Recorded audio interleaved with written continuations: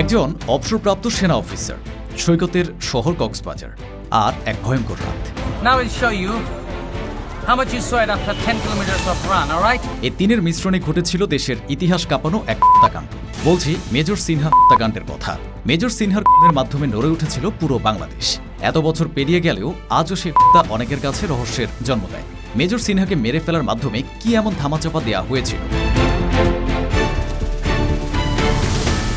৩ জুলাই ২০২০ তিন সহযোগী সহ কক্সবাজারে যান অবসরপ্রাপ্ত major Sinha, Mohammad Rashed Khan. কলাতলিতে world beach রিসোর্টে ওঠেন তারা। উদ্দেশ্য জাস্ট গো নামের ইউটিউব চ্যানেলের জন্য ভ্রমণ বিষয়ক প্রামাণ্য চিত্র তৈরি করা। ৪ দিন পর ৭ জুলাই ২০২০ ঠিকানা বদল করে হিমছড়ির নীলিমা রিসোর্টের D1 কটেজে ওঠেন তারা।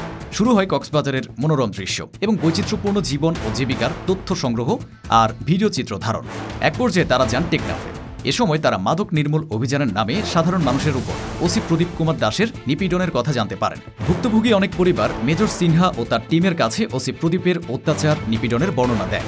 সিনহা ও তার লোকজন ওসি প্রদীপ কুমার দাস ও ইন্সপেক্টর লিয়াকত আলী ও তাদের বাহিনীর নামে নানা তথ্য সংগ্রহের চেষ্টা করেন।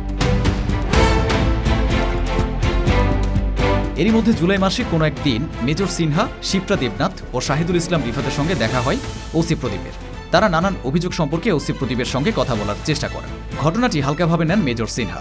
দল বল নিয়ে নীলিমা রিসোর্ট থেকে কাজ চালিয়ে যান। তবে হুমকিতে কাজ না হওয়ায় বিষয়টি বাহারছড়া পুলিশ তদন্ত কেন্দ্রের আইসি ইন্সপেক্টর লিয়াকত আলীকে জানান ওসি প্রদীপ। থানার সোর্সদের সঙ্গে গোপন কথা বলেন তিনি। এরই ধারাবাহিকতায় জুলাই মাসের মাঝামাঝি সময়ে ওসি প্রদীপ ও ইন্সপেক্টর লিয়াকতের ৩ সোর্স মোহাম্মদ নুরুল আমিন, আয়াস উদ্দিন ও নিজামুদ্দিনের সঙ্গে করণীয় ঠিক করতে মিটিং করেন।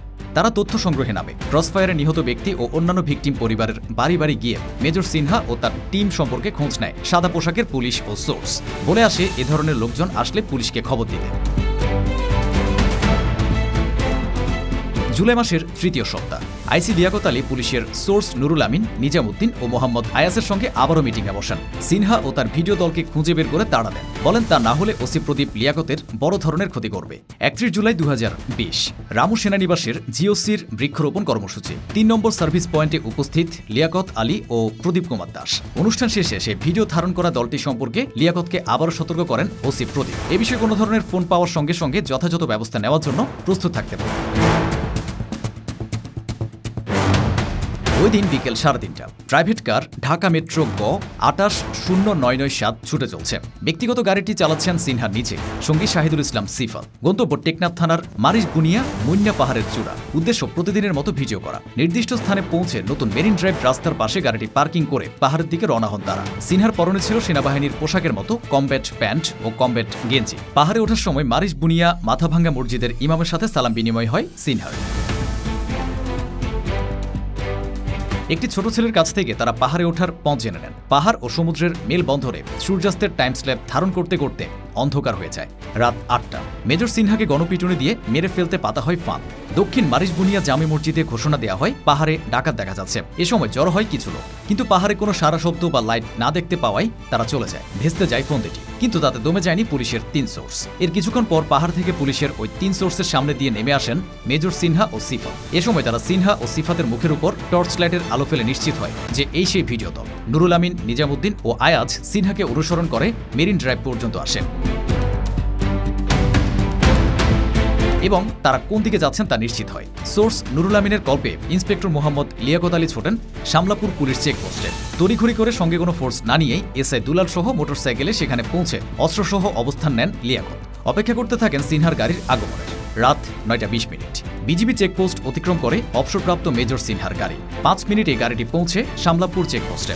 এপিবিএন সদস্য কনস্টেবল রাজীব গাড়িটি থামানোর সংকেত দেন। সংকেত পেয়ে থেমে যায় সিনহার গাড়ি। কনস্টেবল রাজীব পরিচয় জানতে চাইলে বাম পাশে বসা শাহিদুল ইসলাম রিফাত গাড়ির জানালা খুলে দেন। এ সময় গাড়ির ড্রাইভিং সিটে বসা অবসরপ্রাপ্ত মেজর সিনহা নিজের পরিচয় দেন।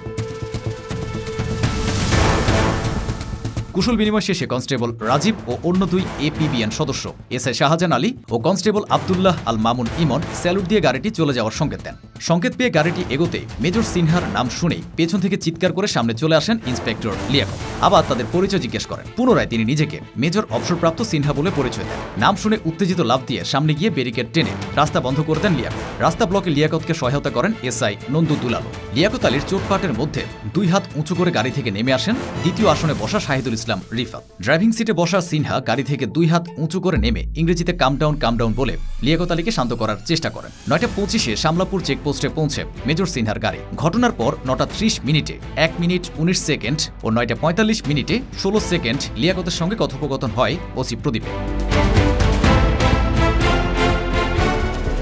9:33 আইসি লিয়াকত আলী ঘটনাটি কক্সবাজার পুলিশ সুপারকে জানান। এদিকে বাহারছড়া তদন্ত কেন্দ্রে ফোন করে এসআই নন্দদুলাল শামলাপুর পুলিশ চেকপোস্টে কিছু পুলিশ সদস্য পাঠানোর জন্য বলেন। নির্দেশ পেয়ে একটি সিএনজি অটোরিকশায় চড়ে ছুটে আসেন এসআই লিটন, কনস্টেবল আব্দুল্লাহ আল মামুন, কামাল হোসেন আজাদ ও সাফানুল করিম। তাদেরকে সিনহার গাড়ি তল্লাশির নির্দেশ দেন লিয়াকত। তল্লাশি করে গাড়ির ভেতরে সামনের 2 সিটের মাঝখান হতে একটি অস্ত্র, পিস্তল এবং ড্যাশবোর্ডে কিছু কাগজপত্র, ক্যামেরা, সিডি বক্স ও ভিডিও করার যন্ত্রপাতি পাওয়া যায়।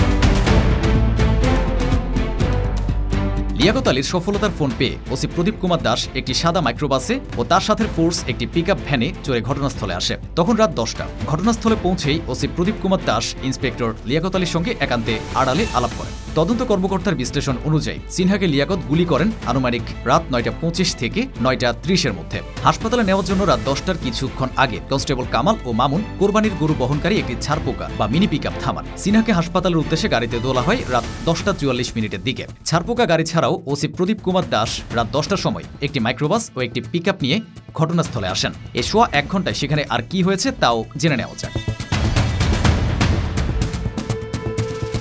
ওসি প্রদীপ তার সঙ্গে আসা ফোর্সকে সিনহার গাড়িটি আবারও তল্লাশি করতে বলেন। টেকনাফ থানার কনস্টেবল সাগর দেব ও রুবেল শর্মা যে মাইক্রোবাস দিয়ে ওসি প্রদীপ এসেছিলেন তার দিকে যান। কিছুক্ষণ পরে ফিরে এসে তারা চিৎকার করে জানায় মেজর সিনহার গাড়ির ভেতরে মাদক পাওয়া গেছে। যদিও আইসি লিয়াকত আলীর নির্দেশে ঘটনার পরপরই করা তল্লাশিতে কোনো মাদক উদ্ধার করা হয়নি। এরপর সিনহার সঙ্গী সিফাতকে চেকপোস্টের ভেতরে নিয়ে মুখের উপর পানি ঢেলে এবং নানাভাবে নির্যাতন করে জিজ্ঞাসাবাদ করা হয়। প্রায় ঘটনার 3.5 ঘন্টা পর সিনহাকে বহনকারী ছারপোকা গাড়ি পৌঁছে যায় কক্সবাজার সদর হাসপাতাল। কর্তব্যরত ডাক্তার তাকে 11:55 ঘোষণা করেন ভিকটিমকে মৃত আনা হয়েছে। এর মাধ্যমে ইতি ঘটে সিনহা মোহাম্মদ রাশেদ খানের জীবনের। সেনাবাহিনীতে মেজর পদে থাকা অবস্থায় 2018 সালে স্বেচ্ছায় অবসরে যান সিনহা মোহাম্মদ রাশেদ। চাকরি জীবনে অসম্ভব মেধাবী ও বিচক্ষণ অফিসার ছিলেন সিনহা। তার বাবা অর্থ মন্ত্রণালয়ের সাবেক উপসচিব মোহাম্মদ এরশাদ খান। তিনি একজন বীর মুক্তিযোদ্ধা। 2007 সালে তিনি মারা যান। 3 ভাই বোনের মধ্যে সিনহা ছিলেন মেজো। তাদের গ্রামের বাড়ি চাঁদপুর জেলার ফরিদগঞ্জে। অবসর গ্রহণের পর সিনহা মোহাম্মদ রাশেদ জাস্ট গো নামের একটি ইউটিউব চ্যানেলের জন্য বিভিন্ন ডকুমেন্টারি ভিডিও তৈরির কাজ শুরু করেন। বিশ্ব ভ্রমণের ইচ্ছা ছিল তার প্রবল, কিন্তু তার সেই ইচ্ছা অপূর্ণই থেকে যায়। কক্সবাজারের টেকনাফে মেরিন ড্রাইভ সড়কের শামলাপুর চেকপোস্টে পুলিশের গুলিতে তার সম্ভাবনাময় জীবনের সমাপ্তি ঘটে।